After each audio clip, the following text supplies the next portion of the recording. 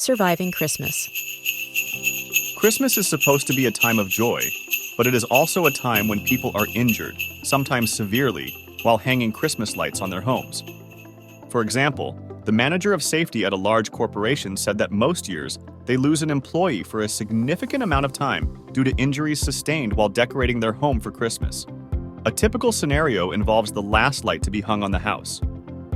Hanging Christmas lights around a house involves setting up the ladder, climbing up to hang the light string, descending back to the ground, moving the ladder a few feet, and repeating the process.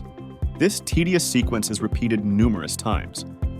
Finally, the homeowner is almost done. As they hang what they thought would be the last segment of lights, they realize that they can't quite reach the final hook.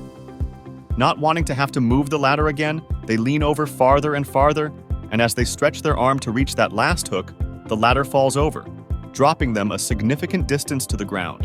A person is almost certain to experience one or more broken bones in this scenario, and if there are rocks or other hard surfaces, the injuries may be even worse. One enterprising individual decided to solve this problem by only using a ladder to get up on the roof and then bending over the edge to hang the lights.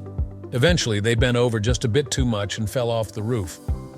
The barbecue that happened to be under them at that point broke their fall and also broke many of the bones in their body, causing them to be unable to work for an extended period of time.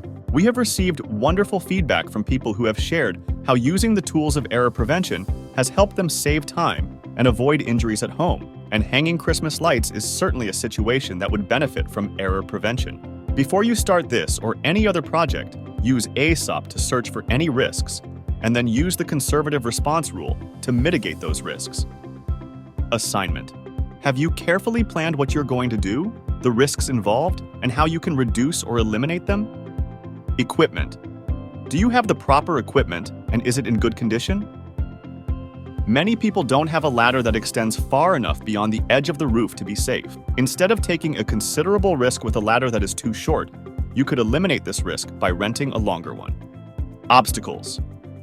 Are there any areas where the ladder can't be positioned securely, or are there any electrical wires in the area?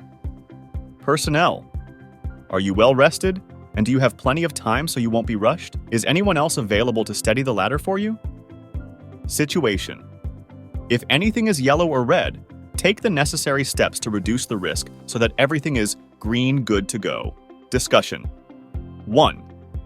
Has anyone been injured or caused unnecessary damage while doing a home project? How could error prevention have helped to avoid that adverse outcome?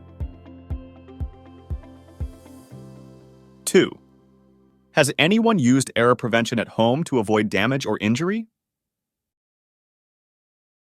Embracing the tools of error prevention can transform the annual decorating ritual from a risky endeavor to a safe and enjoyable experience.